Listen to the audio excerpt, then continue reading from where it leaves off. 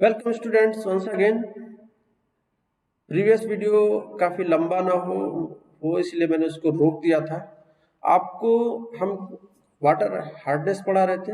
Water hardness क्या होती है, क्यों होती है, what is permanent hardness, what is temporary hardness, we have explained all those things and now we are proceeding to numericals. मैंने आपको ये बताया that water hardness is expressed in terms of CaCO3 equivalents. Why this is so? जिससे हमारा calculation easy हो जाता है, ठीक है। और फिर हमने आपको ये बता दिया कि कैसे हम एक कन्वर्जन फैक्टर जनरेट कर लेंगे, जिससे क्या होगा कि आप इसको जो भी किसी दूसरे साल्ट के टर्म में वाटर हार्डनेस है उसको हम क्या करें CaCO3 के टर्म में ले आए। Mass of the hardness causing substance divided by its molar mass of the hardness causing substance divided by its molar mass into 100 कर दिया, ठीक है। इक्विवेलेंट मैंने बताया था, इसको नहीं यूज करेंगे, आप मोलर के टर्म में यूज करो फ्रीक्वेंटली। वैसे तो law of chemical equivalence that while reacting the equivalents will be same, but हमने क्या कर रखा है, while they are reacting their moles will be same, क्योंकि यहाँ पर जो इक्विवेलेंट रेशियो आएगा वही मोल रेशियो आएगा। बेनिफिट हमारे पास क्या है, हमारे पास है कि कैल्शियम भी 2+ है, यानी इसका इक्विवेलेंट मास m/2 आएगा, और Mg भी 2+ है, इसका भी इक्विवेलेंट मास m/2 आएगा। सो हम डायरेक्टली मोल्स यूज करें, नो प्रॉब्लम। जहां कहीं भी थोड़ी सी चेंज आएगी उसको देख लेते हैं।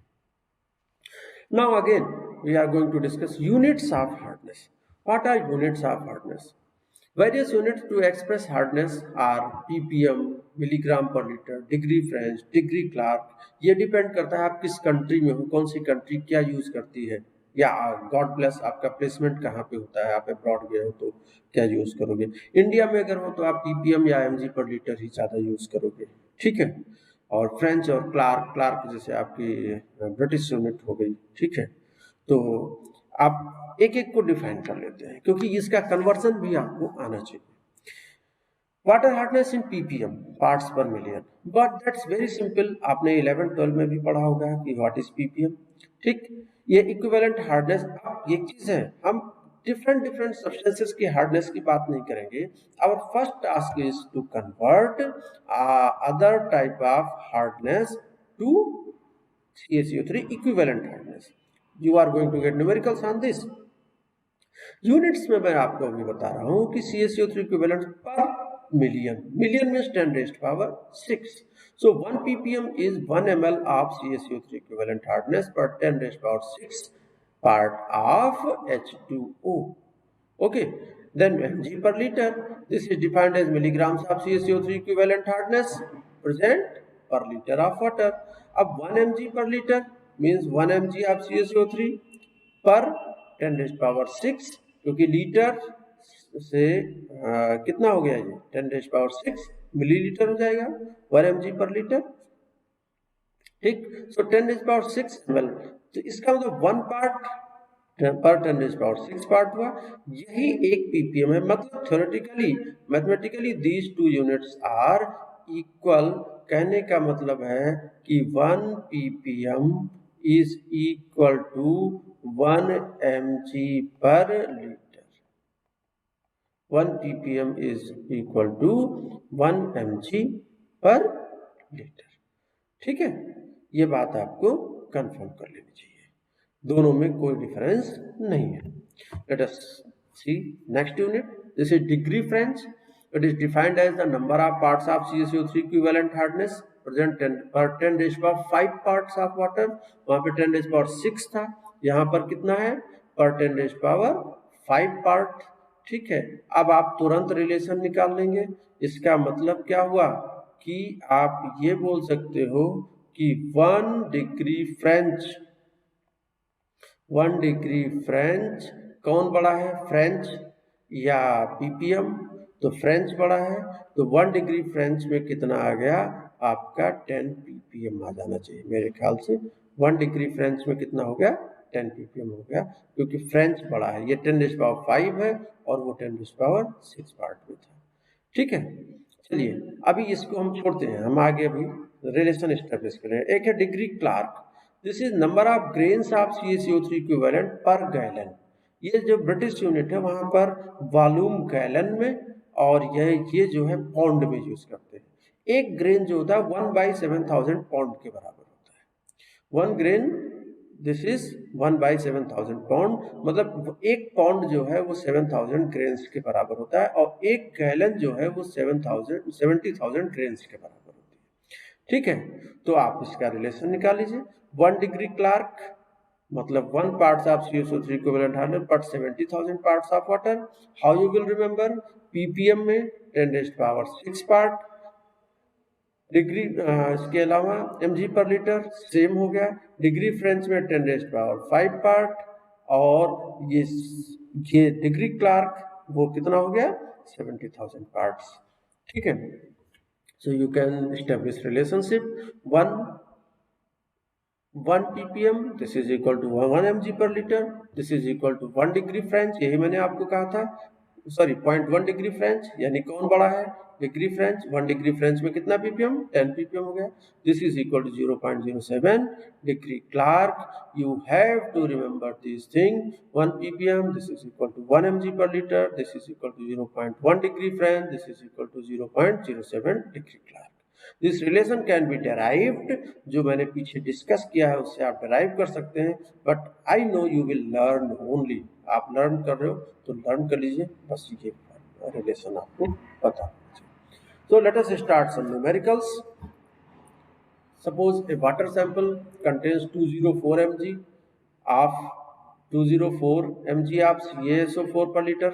Calculate hardness in terms of CaCO3 equivalent. So CaSO4 equivalent to करना है CaCO3 के, यानी इसके 136 ग्राम इसके 100 ग्राम के, या CaSO4 के 1 मोल इक्विवेलेंट होंगे CaCO3 के 1 मोल के। So 136 gram is going to be equivalent to, not equal to, this is equivalent, actually this is equivalent to 100 gram. ठीक है, now 136 gram 100 mg, 136 mg per liter 100 mg per liter, so 1 mg per liter 100 upon 136, so 204 mg per liter, this is 100 upon 136 into 204, this is 150। और simply एक formula मैंने आपको बहुत पहले ये बता दिया है, यही वाला फार्मूला है, this one mass of the hardness causing substance divided by molecular mass into 100। Again आपको मैं वहीं पे लेके चल रहा हूँ, क्या mass of the hardness causing substance कितना 204, ठीक, molar mass of CaSO4 is 136 and into क्या करेंगे 100 ppm हार्डनेस में इक्विवेलेंट निकल आएगी। Another thing based on conversion, a sample of water upon hydrolysis analysis gave the following data MgCl2। now ये degree French में है और इसको हमको किसमें कैलकुलेट टोटल हार्डनेस किसमें पूछा है ppm में पूछा है। ठीक है, तो ये डिग्री फ्रेंच को आप ppm में कन्वर्ट कर सकते हो, कन्वर्जन फैक्टर आपको पता है। Once again go to this ppm degree French, ये क्या रिलेशन है भाई, जो ppm है वो 10 टाइम्स हो जाएगा, फ्रेंच का 10 टाइम्स क्या हो जाएगा ppm हो जाएगा। अगेन कम टू दिस, अगर ये 0.143 है तो 1.43 हो गया, ये 5.72 ppm, ये कितने ppm हो गया। नाउ जो हमने सिंपल फार्मूला बताया था वो आप लगा लीजिए, अगर ये प्लेसेस पे न जाइए, कैसे क्या लिखा है वो नहीं, मास 1.43, इट्स मोलर मास 95 इंटू 100, एक सेट पैटर्न आप बनाओ न्यूमेरिकल्स में, सारे कैलकुलेशन हो जाएंगे। Again it is possible that you may have been asked for temporary and permanent hardness, ये क्वेश्चन आगे हो सकते हैं। तो कुछ बात नहीं, हमें पता है कि हमारे पास जो मैग्नीशियम का क्लोराइड है, यानी दिस वन, ये परमानेंट काज करेगा, ये परमानेंट काज करेगा, ये परमानेंट काज करेगा, तो इन तीनों के जो ppm है वो जोड़ लेंगे, CaCO3 इक्विवेलेंट वो परमानेंट के हो गए, और ये बाइकार्बोनेट ये टेम्पोररी हार्डनेस में आ जाएगा। ठीक है, so by this way you may calculate.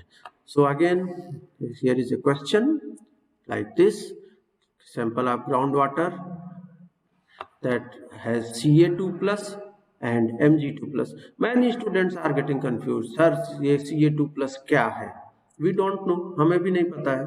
But ये तो पता है इट्स मोलर मास, कैल्शियम का मोलर मास 40 है, तो इसका मल्टीप्लिकेशन फैक्टर 100/40 हो गया, इसका 100/24, मैग्नीशियम का 24, यानी जो कुछ भी दिया है CaSO4 दिया, CaSO4 का मोलर मास रखो, और ना Ca2 प्लस दे कैल्शियम का ही रखो, MgSO4 दिया है, MgCl2 दिया है, मैग्नीशियम बाइकार्बोनेट दिया है, उसका मोलर मास डिवाइड करोगे, अदरवाइज आप यही रख दीजिए, इजीली आंसर आ जाएगा।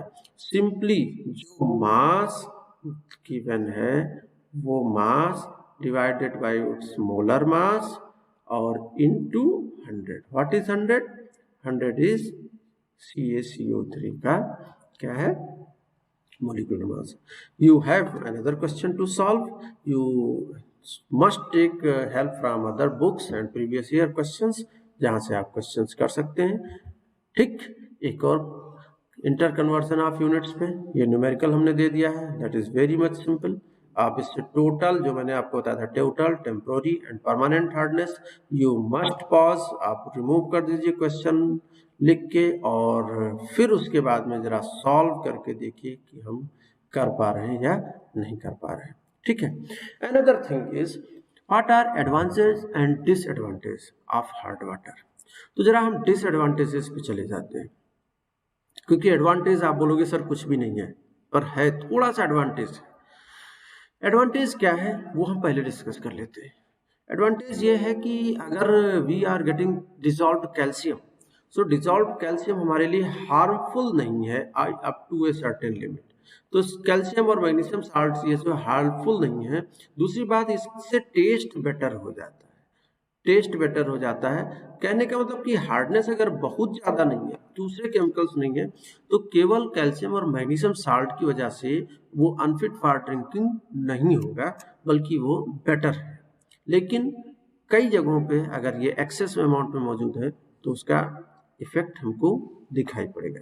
फॉर एग्जाम्पल, डोमेस्टिक यूज में आओ, वॉशिंग और बाथिंग, यहीं से प्रॉब्लम की शुरुआत हुई थी। Definitely they are going to use more detergent, more soap.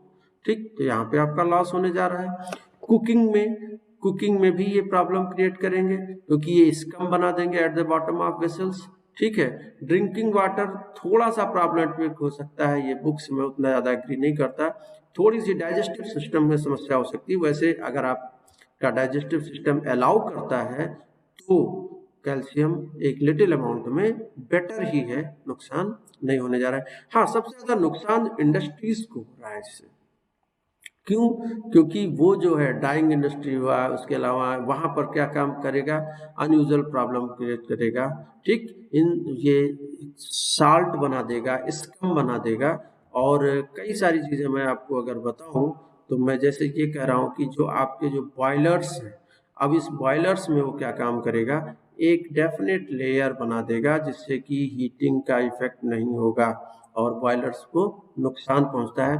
So industries को ये काफ़ी नुकसान पहुंचा सकता है, चाहे जिस टाइप की इंडस्ट्री हो, जहाँ पे वाटर हीटिंग वाटर यूज कर रहे हैं, हॉट वाटर यूज कर रहे हैं, वहाँ पे सारी इंडस्ट्रीज में that is water hardness is a big problem. Even आप कह लो कि ह्यूमन के हेल्थ के लिए उतनी बड़ी प्रॉब्लम नहीं है, केवल हार्डनेस इंडस्ट्रीज के लिए कहीं ज़्यादा है। सो लॉन्ड्री इंडस्ट्री हो गया, कंक्रीट मेकिंग में भी यहाँ पे भी समस्या है। ठीक है। और स्लज और स्केल फॉर्मेशन बॉयलर्स में मैंने आपको बता दिया कि वो क्या है। अब बहुत दिनों तक आप हीटिंग करते रहे तो हीटिंग करते करते क्या हो जाएगा, इस जगह पर इस तरह से ये लेयर बन जाएगी। जो CaCO3 की लेयर बनेगी वो इंसुलेटिंग लेयर होती है, जिससे कि जितना हीट आप दे रहे हो वो पहुंच नहीं रही है। इवन कई दिन होगा कि आपका ये पॉट जो है वो मेल्ट हो गया, टूट गया, ब्लास्ट कर गया, और ये इंसुलेटर लेयर टूटी नहीं। ठीक, तो ये प्रॉब्लमेटिक हो सकती है।